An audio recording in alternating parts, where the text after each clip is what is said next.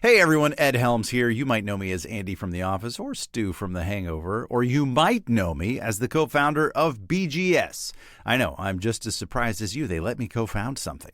But here's the thing, we're doing it again. Yeah, this time we're leaping into our other deep love, the vast and vibrant world of country music, with something we're calling Good Country. Now, this isn't just another newsletter. Think of Good Country as a place. A place where you can explore, learn, and dig into all of what makes country good. Seriously, country music has so much going on these days, and it's coming from so many different deep and soulful places, and we're here to cover all of it, just as we've done for bluegrass and roots music at BGS for over a decade. So sign up now at goodcountrybgs.substack.com and let us bring you the many sides of country music straight to your inbox. Good Country. It's a nice place to be. Hi there. This is Justin Hiltner, BGS managing editor and lifelong banjo player. BGS is proud to be supported by our friends at Deering Banjos, an American-made, family-owned company making banjos for every player and every skill level, like their top-selling Good Time Banjo, which is a perfect instrument for beginners and hobbyists alike. Personally, I love the Julia Bell, a low-tuned banjo that gets you that John Hartford sound. Discover more at deeringbanjos.com.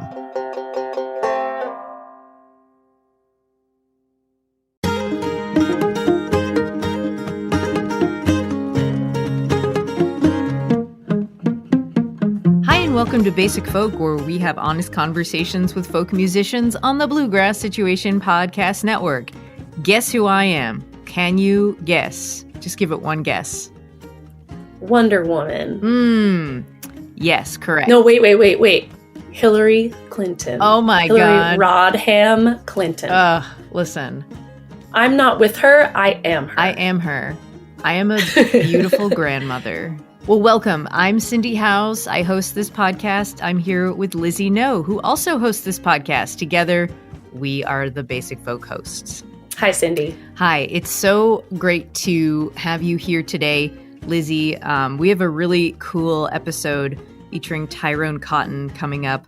Before we get into that, let's talk about some business. You can sign up for the Basic Folk newsletter. It's a once-a-month email that lets you know what's happening with the podcast, who's on it, what's on it, how we're feeling about everything about what's on it. And you can sign up for that at a link in the show notes, or you can go to basicfolk.com. You can also follow us on social media. We are on Facebook, Instagram, and TikTok at Basic Folk Pod. And we're a listener-supported podcast. We wrapped up our 2023 fall fundraiser. If you contributed, thank you so much. If you did not get a chance to, hey, why don't you go make a contribution? $5 a month. You can get a Basic Folk beanie in the shop at our website. There's also a link in the show notes, basicfolk.com/donate. We are listener supported. Everything that we do made possible by listeners. Today, we're very happy and excited to present an episode featuring Tyrone Cotton. Okay, so there is some important context to this episode. Cindy and I have been talking recently about what our goals are with Basic Folk, and I've realized that something that's so important to me is being a historian of folk music and telling the stories of people all over our musical community in different capacities who are making great work in their communities. Nobody is a better example of this than Tyrone Cotton. I came across his music in 2018 when I traveled to Louisville, Kentucky to do a festival with the Louisville Orchestra. And there were several Kentucky artists that were on that lineup, and Tyrone just absolutely blew me away. His voice will stop you in your tracks. So, years later when we saw an email that he was releasing an album, I was so excited to listen.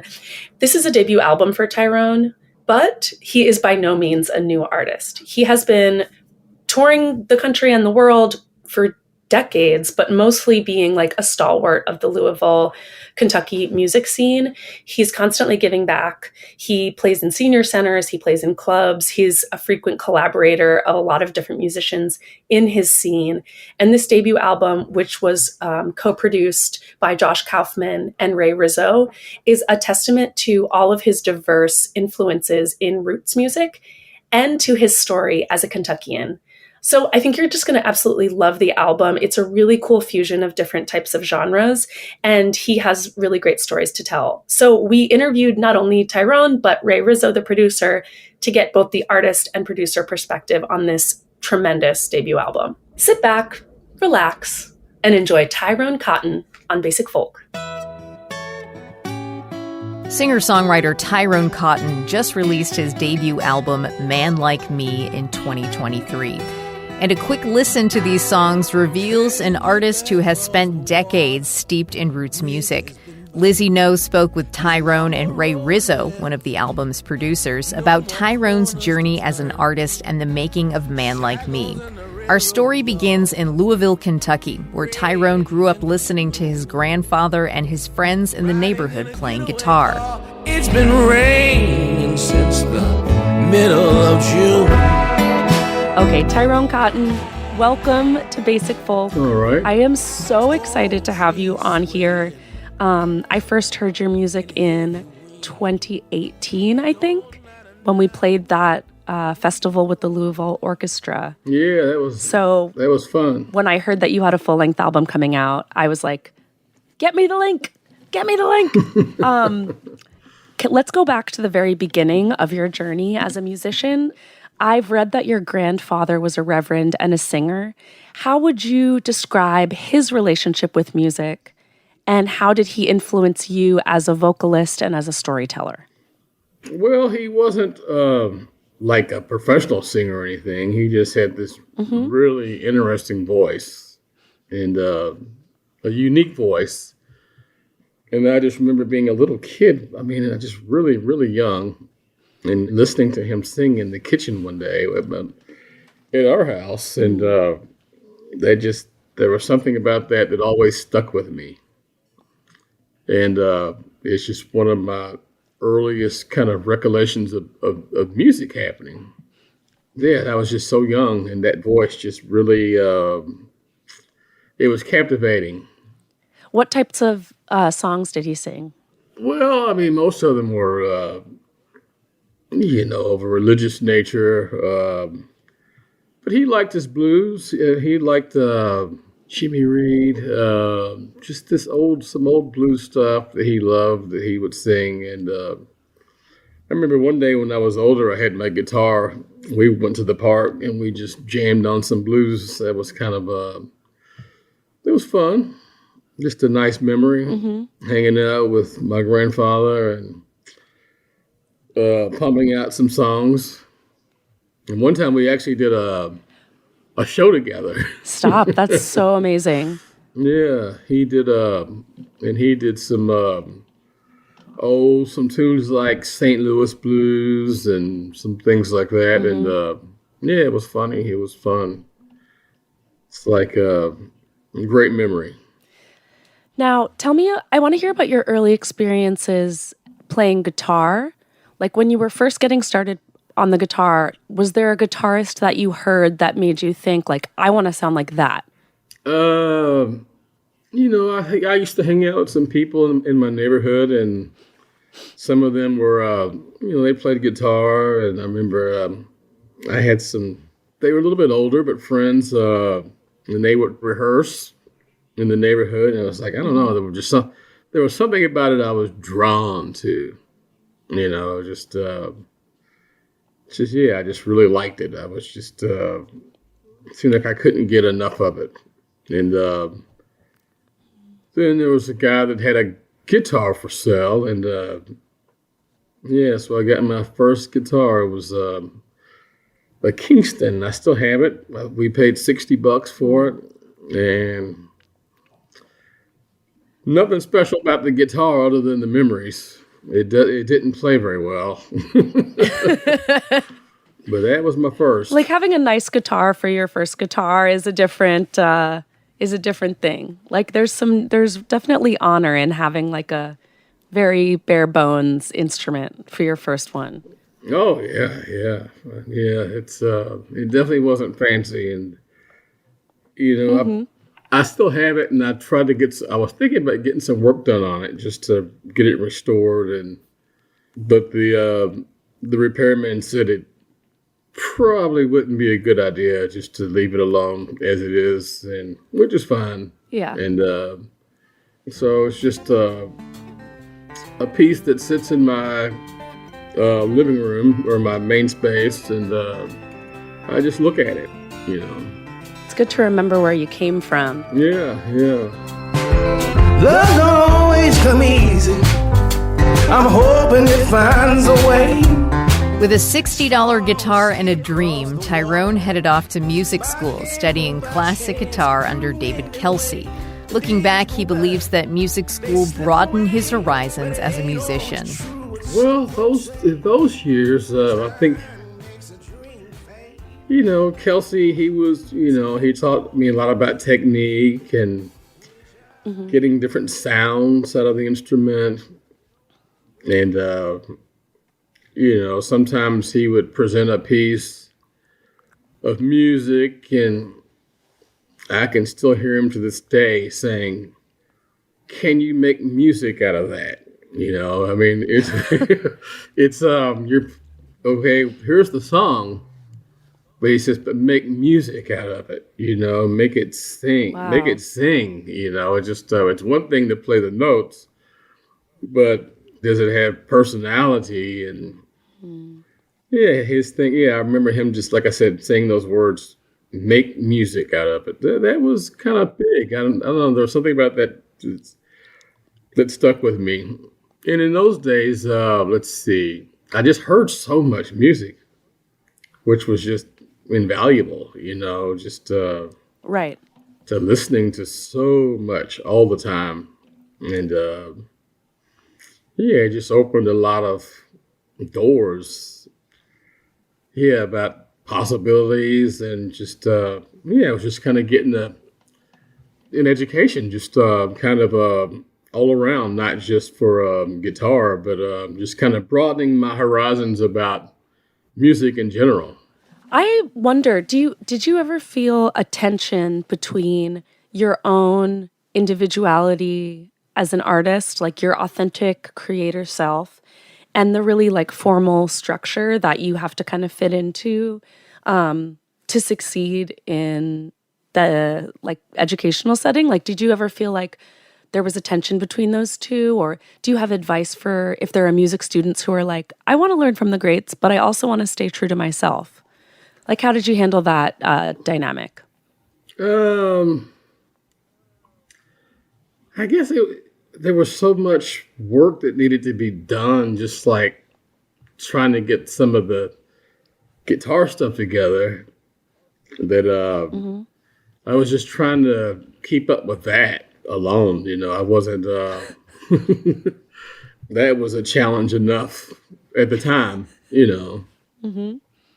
Then I kind of later went back and, put myself into the equation, kind of, well, let me put it like this. Like at WKU, even though, I was doing the classical guitar, but, like on the weekends, some weekends there was or some couple times during the week, occasionally get a chance to play out or something. And then I just did my own thing. I was just kind of developing, didn't think about it at the time, but just did my thing. I was just kind of getting that together. There was a place called the Catacombs, and there was a coffee shop, and every now and then I would go to play, and it was, it was kind of invaluable to play out in front of people. Right. And it always made me a nervous wreck to perform in front of people back then. Yeah, there was, I learned a lot just getting in front of people. Yeah, that fear factor, you kind of have to like just push through it. There's no way around stage fright. There isn't. Yeah. Sometimes I would just be a mess, I guess.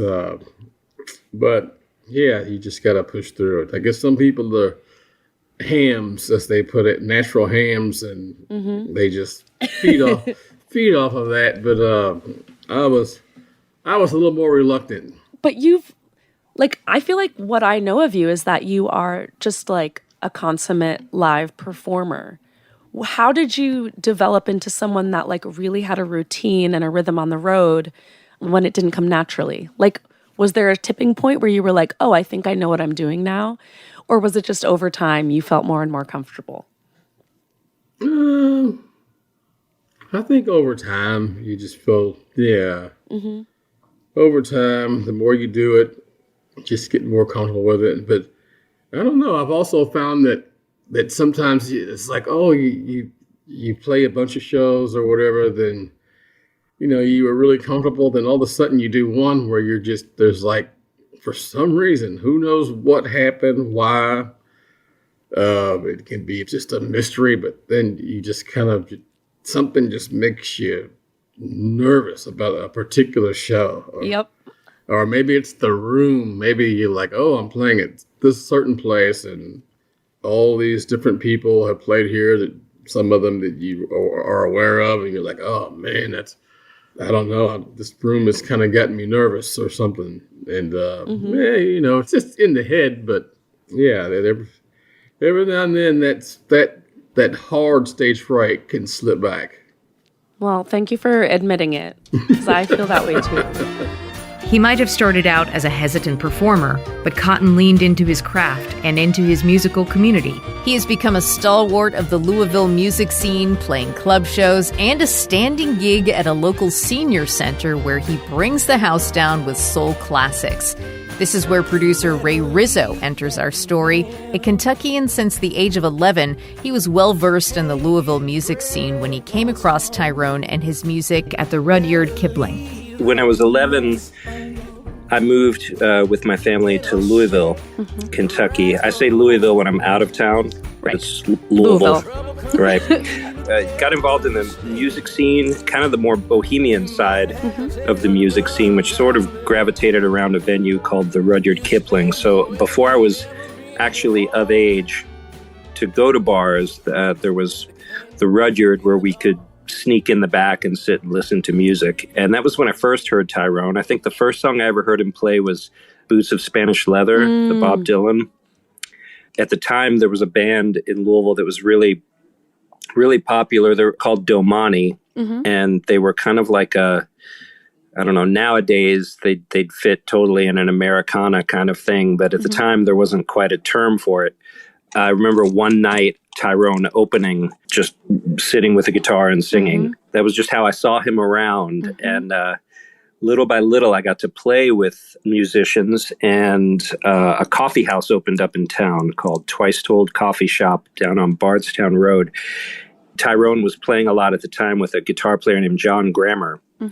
And I had sat in with John sometimes, so it was just inevitable. We had one night where we sat in, and I remember I was playing a bass drum and a beer keg and some shakers. It was a very kind of Tom Waitsy sort of affair. It burned in my brain how meaningful that making music was with Tyrone at that time. That there are things you do as a musician that it's not always conscious, but you're seeking something out, and it's something that you have some kind of previous experience with. Playing with Tyrone has always been that kind of experience. He's so deep inside what he's saying and doing. It's an extraordinary thing. Yeah, we met that way, and naturally he had made a lot of friends. I moved to New York in 2004, and already he was coming to town and playing with poets and doing things. But then once I came to town, we would kind of make plans at least once a year. Well, after a while, it started being kind of on the regular that he would come to town and we would play and we'd throw a band together. And so it's just kind of evolved that way. She said we may meet again. You never know. Just like yesterday and the day day before. Ray's admiration for Tyrone's songwriting and his musical instincts was a guiding principle as they went into the studio to record Man Like Me.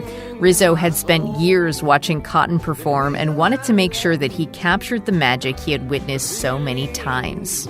To me, one of the most fascinating things about the recording process is that tricky process where you try to get genuine, emotionally resonant performances from musicians, even though they're like sitting alone in a room with headphones on, no audience. And Tyrone is a consummate live performer. He has played everywhere. He's played all over the world, and he's a staple of the Louisville scene. But this is a debut album for him. So what role did his identity as a performer play in the studio? And were there things that you did as a producer to try to help encourage that live persona to come through in the studio? Boy, there's a lot to say to that. First off, for what it's worth, I think for the world at large, this is Tyrone's debut record. But back in the early aughts, Tyrone made a record in Louisville, a fantastic record that it might be on CD Baby, but it was produced by a musician in town named Danny Kiley. And the reason I mention that is because part of going into the record was definitely, I was so in love with his songs and feeling the pressure of how to render them in a way that would feel timeless. And I recognized that Tyrone's previous music often had an upright bass on it. A lot of the situations where we'd play live would be a pretty quiet affair as far as the rhythm section was concerned. So I wanted to kind of build on what I'd already heard Tyrone do in recordings and also create a scenario that would be really effortless for him. Josh and I have worked together for years in a lot of scenarios, and a lot of times we worked together with Dan Goodwin, the engineer of the record. I had some idea what it was going to be like if we came together and worked. And I think to answer your question, the only suggestion that I had going into it was that we set up very close together and not use headphones, and Tyrone just sing and play in the room. He played and sang at the same time? Played and sang at the same time. Oh, wow.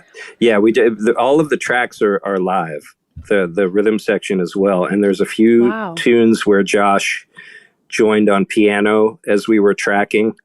After the basic track was done and we had something we liked, there would be some overdubbing that took place. That really is a testament to everybody's timing.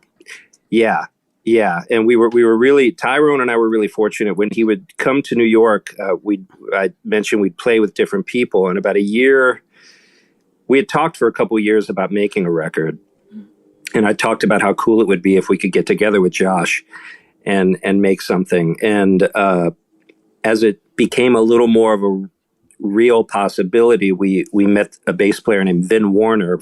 Vin plays a lot with Johnny Markowski, who's played with New Riders of the Purple Sage. And Vin sat in with us once, and it felt like the band could go anywhere, and we could go anywhere at a really soft dynamic. So Vin became a pretty integral part to how we were able to record the way we did. Wow. Were there moments in the studio where you set off in one direction and then had to turn back around because you felt like you were straying away from, what Tyrone's songs should sound like? Like, did you ever have to kind of change your mind and start over? Yeah, I just felt like a little wave of anxiety thinking about it. Oh, no, I'm sorry. Oh, no, it's cool because... Who among us has not been there? Right. Yeah, well, I don't think we went down a path where we were, part of the way down and decided, okay, this isn't working. But we did set out to really go in some distinctly different places. Something that was important to Tyrone was that he didn't want to make... playing in Louisville and being so influenced by the blues, people would often say, oh, he's a blues musician, or, even R&B felt like, it didn't really represent the folk side of what he did. Time for me to go back Time for me to go back. Time for me to go back. Time for me to go back. Tyrone focused on making sure that each recording represented the essence of the song without too many bells and whistles getting in the way. And when you start listening, sometimes you realize, man, this is like, it's too cluttered, too thick. Yeah. It's like, what am I focusing in on here? That I don't want to diminish that, you know? And so how do I bring that out? If I want this to be a vocal record or whatever, Yeah. how does this become a vocal record, you know, where that's emphasized? You know, maybe the bass parts or the drum parts or any part, you know, you get the detail just to make sure that you're going where you want to go with something. And just, keeping the energy there, the focus of what kind of record it is that you're trying to make. Right, because when you're in the studio, you have a million different options. Yep. So you have to be really smart about fine-tuning what is clutter and what is necessary. Right. Maybe we could talk about a specific song. I was really struck by the arrangement of Go Back. I felt like the percussion and the strings just perfectly complemented the storytelling. So what were some of the emotions you were trying to capture with that song, and how did you go about arranging that song, Go Back? Well, Go Back, it was a little difficult at first. What was difficult about it? Well, the way I was playing it live, it didn't have the same groove. Mm-hmm. And the groove was thicker on the the groove was more pronounced on the recording. Yeah, it was like when I was playing it, I always played it solo. And I could do certain things. I could take certain liberties. Do you mean like with the flow of tempo and... Yeah, I was just kind of finger picking like a different feel? Yeah, it was, when I'm playing it solo, of course, there's no piano and there's, I don't know, it was almost like a super folksy, and so it was a hard one to wrestle to the ground. But it finally came through, and the way I was playing it solo didn't really work with the way that the recording. So some things had to be thought about, and it changed a bit. So yeah, I remember trying to go back. I don't know. I feel like there's there's a lot of emotion in that song, in the lyrics. Yeah. And I hope that came across in the recording. I think it did. We wanted to do something that didn't sound like anything else. So on his songs on the record, Man Like Me and Go Back are two examples I can think of where I feel like Josh and myself and Dan, the engineer who really needs to be mentioned for what he created on the record, we were able to kind of apply some of the talents that we had to kind of create a different atmosphere for Tyrone's voice to be heard. I think that's the simplest way to put it, is that we wanted to construct something that was just a new space, a new environment for Tyrone's songs to live in. I think going into it, the only thing we pulled from the real world to kind of give a bit of a direction was the first Latin Playboys record. Yeah. That the textures in that record and the way that the songs come across as like, they feel like urgent folk songs, but the music around it feels like it's coming from a whole other universe. The songs kept their integrity, but there's production. Yeah.